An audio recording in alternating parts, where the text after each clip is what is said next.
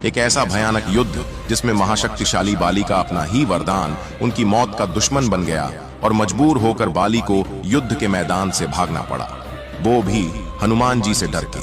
आइए जानते हैं किरण कथा के साथ। एक बार बाली को भगवान ब्रह्मा से वरदान मिला था कि वह जिससे भी युद्ध करेगा उसकी आधी शक्ति बाली में समा जाएगी। इसी वरदान की वजह से बाली ने कई योद्धाओं को परास्त किया था, जिसमें से एक लंका का राजा रावण भी था।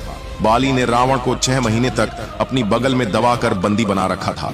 रावण ने अपनी पूरी ताकत लगा दी लेकिन वह छूट नहीं पाया था। फिर रावण को अपनी गलती का एहसास हुआ और रावण ने बाली से माफी मांगी थी।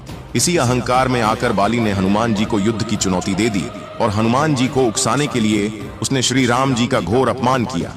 तब हनुमान जी ने गुस्से में आकर बाली की चुनौती को स्वीकार कर लिया और युद्ध के लिए तैयार हो गए।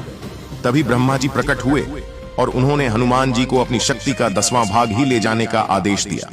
हनुमान जी भी ब्रह्मा की आज्ञा का पालन करते हैं। जब बाली भयंकर क्रोध में हनुमान जी के सामने आता है तो बाली को मिले वरदान की वजह से हनुमान जी की आधी ताकत बाली के अंदर समा जाती है।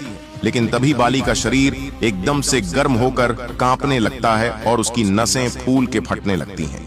तभी ब्रह्मा जी युद्ध के बीच प्रकट होते हैं और बाली से कहते हैं, बाली, अगर अपने प्राण बचाना चाहते हो तो हनुमान जी के सामने से भाग जाओ, वरना तुम्हारा शरीर इस शक्ति को सहन नहीं कर पाएगा और तुम भस्म हो जाओगे।